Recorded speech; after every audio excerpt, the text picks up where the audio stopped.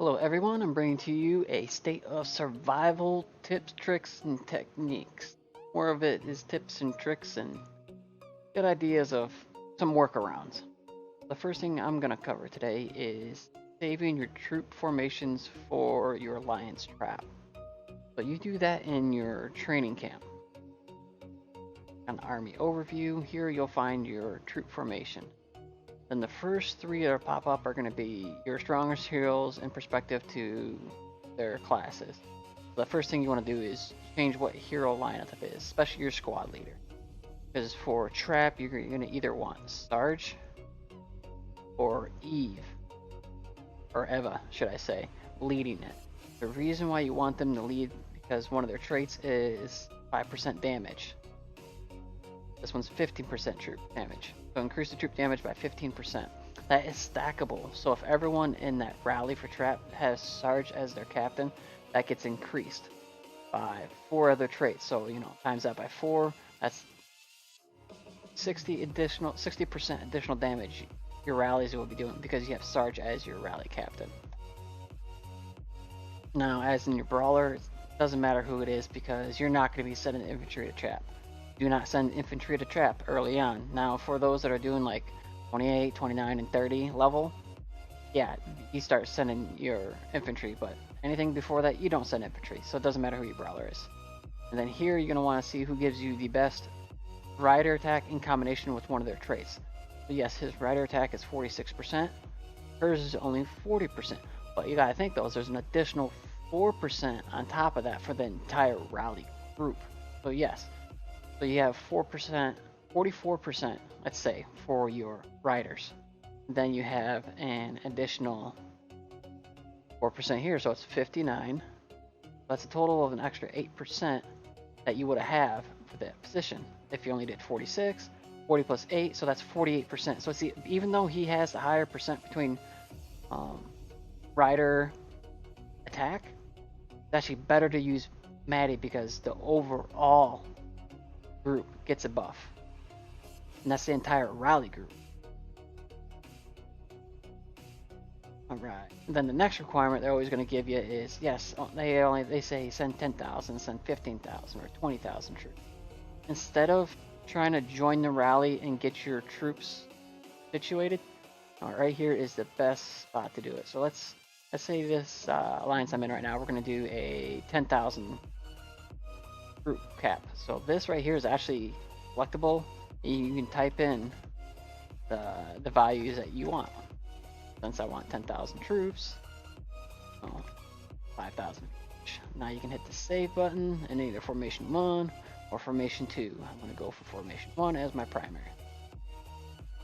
So now you have your troop formation saved.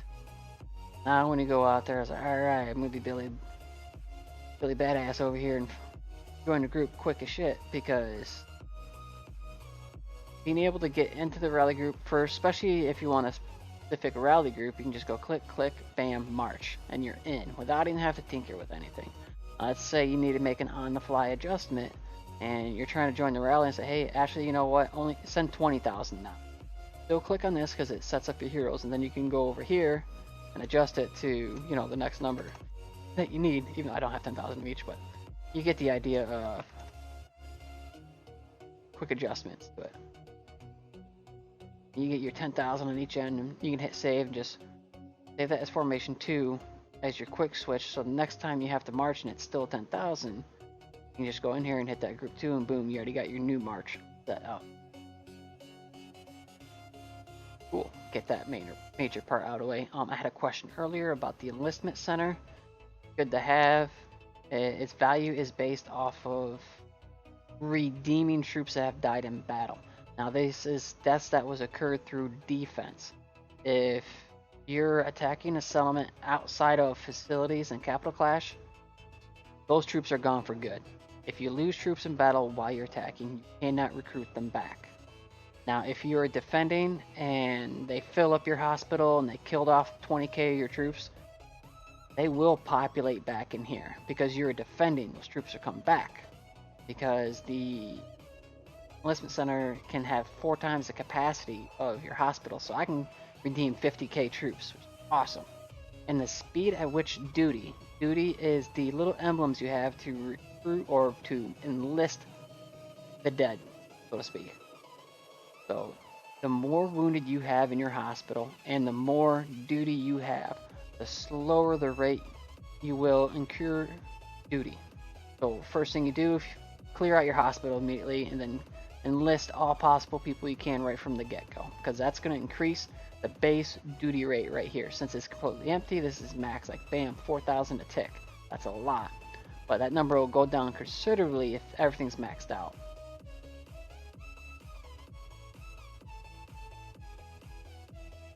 So if you're reviewing information about the enlistment center, that means you were probably attacked. You're wondering why I was attacked. So you can check. If I ever got too attacked, I would look at my warehouse. I can securely protect 1.7 million resources.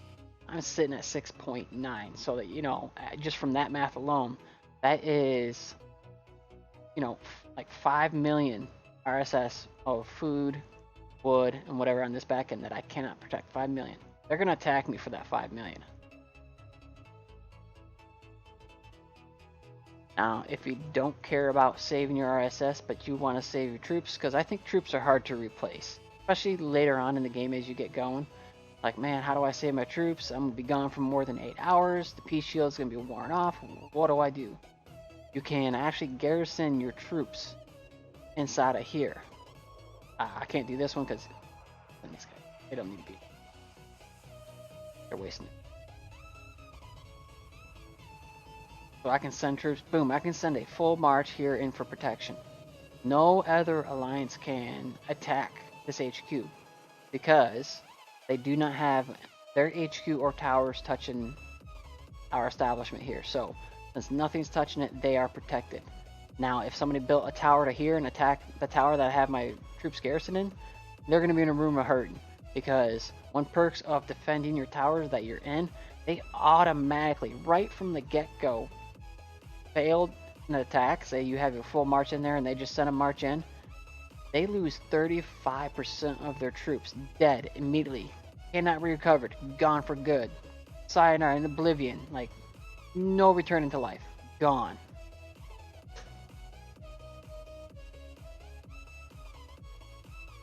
It's important to have your settlement inside of your alliance territory, because you get, right now, since I'm next to a tower just in my alliance, I get a 40% gathering boost. I get 14% defense, 14% attack. So that's another leg up you have if you're sitting here. So I have 3 members right here. They're not protected by the tower. They're not going to get that extra 14%. Next thing I'd like to cover is how do you scuttle away resources outside of your backpack. You know, these saved up resources that you have right here that, you know, use them for a rainy day, or they can never take those away from you if you're being attacked. So I have 2 in here right now. It's just sitting on the back end. Actually, I have more than that. This is how I save my resources. Because if I go to collect this, this right here is probably easily another 1 million resources. Just, I got banked away. That keeps that number lower. So that's 1 million saved. That's awesome. You know, don't forget to do your missions. These missions, you know, try to clear these out to get your chief experience. Because I'm going to show you a nice little trick with your chief experience, which I think I'm pretty close to needing to do this little trick. I'll see if I can get it to jive up right here.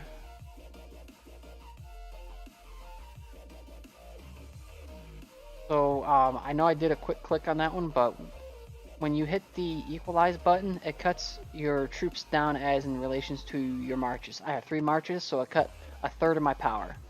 So it cuts that down, so I did it again, so now it's cutting half of what I already have, because I already used one of them. So this way you can evenly distribute your troops throughout attacks without having to mess with the numbers. Yeah, I have no more marches that left. That means I can't do any more civilizations.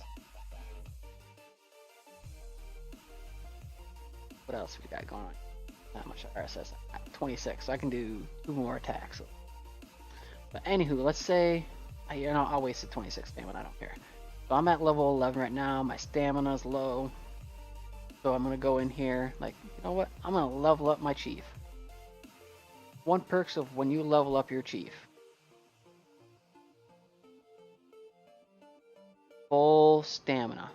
Replenished. That 26 went right back up to 200. And you get 2 talents points. Wow, this thing is struggling.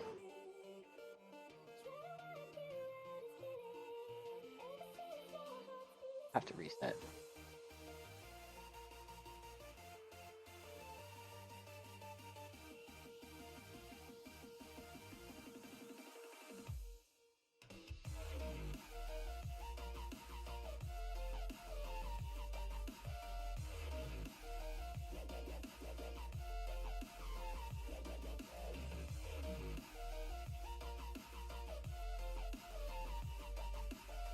Alright, and I'm back.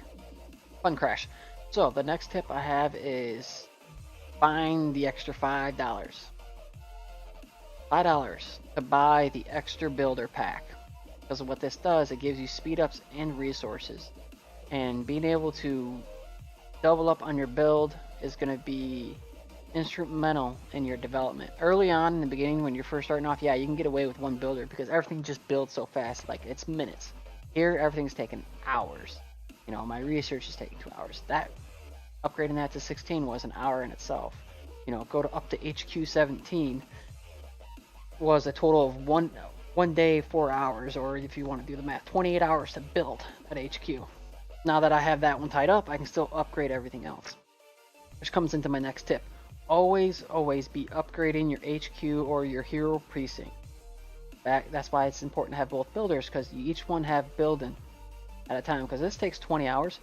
In that 20 hours timeline, I can upgrade the barracks, the garage, the range, you know, everything here. Like, I can work on upgrading those while this is doing its upgrade. So when it comes time for that to complete, I would have already, once this completes, I'm going to start instantly upgrading this right here, my hero precinct. While that hero precinct's upgrading, the next thing I'm going to do is one of these 3 that has to be upgraded that makes this go up to level 8. So that'll be the second piece I'll upgrade. Once that gets upgraded, I can just go right along, do everything else, shift over, upgrade the HQ, continue to upgrade everything else. Outside of using speed ups at this point, you can get everything caught up before you move to the next HQ. I'm a little bit behind because I spent an extra $10, so that's a total of 15 I've spent on this game that gave me speed ups. So I rushed through my precinct and HQ, so things are a little bit behind, as you can see. This is still 13.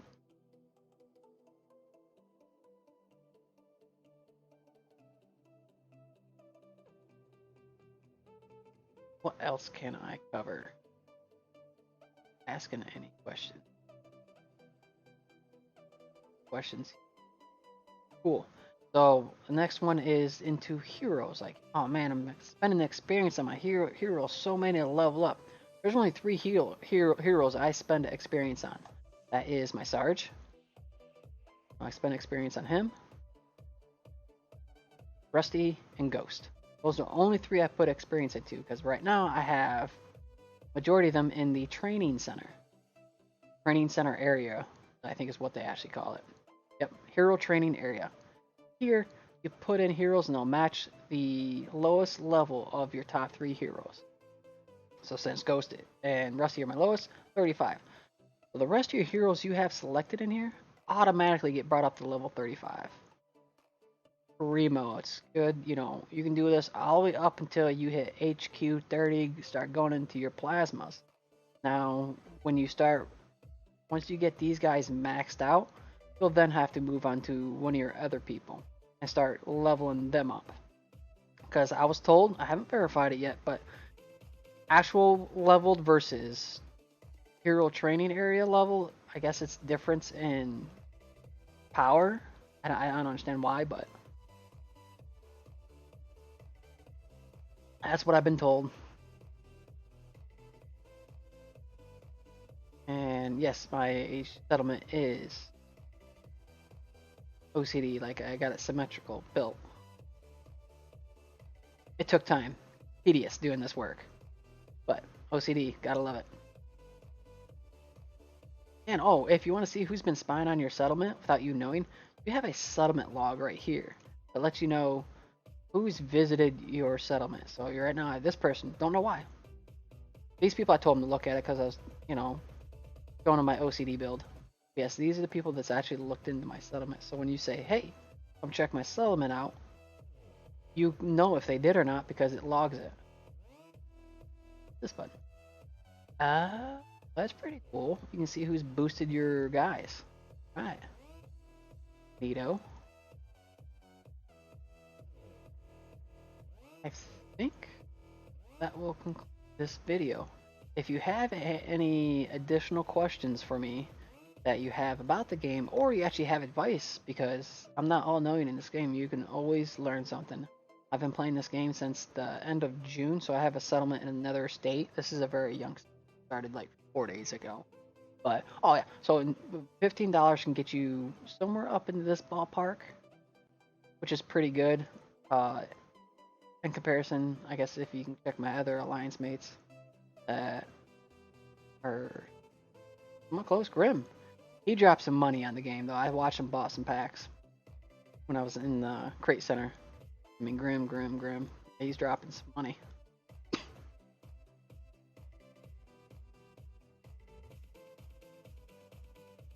Check out leaderboard, solo power. I'm only ranked 57. These people might have dropped some money, but I checked them hours ago and they still were sitting at like 11 million, so they might have plateaued on their spendings. I think 11 million gives you what? I'm sitting here trying to guess what it gives them. I can just go in here and check what's the highest level headquarters. 22.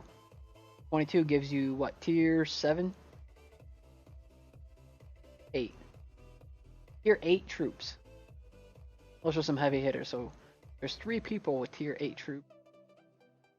Tier 7, I think 18 to shift over. Let's see. Info. Yeah, info's a good button to tell you.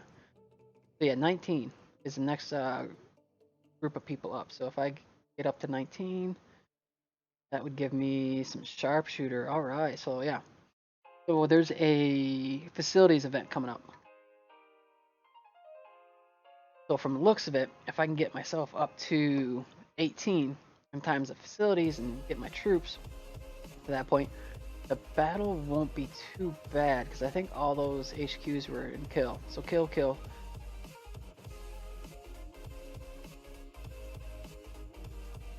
As long as I'm not completing with ITA plot, when we do our facilities, as long as I don't try to do the one that they're doing, I'll be alright. EWM, highest guy is 18. So yeah, I need to get 18 so I can compete because that seems to be consensus. I'm 20 hours from 17. And hardly no speed ups. 3, 4, 5. I have about 7 hours worth of speed ups. Not enough. Thanks for dropping in. You can subscribe, follow if you want. Share the video. It's open. Nothing secretive here. It's all open knowledge. I'm not looking to get anything out of it. So I hope this video helped and you all have a good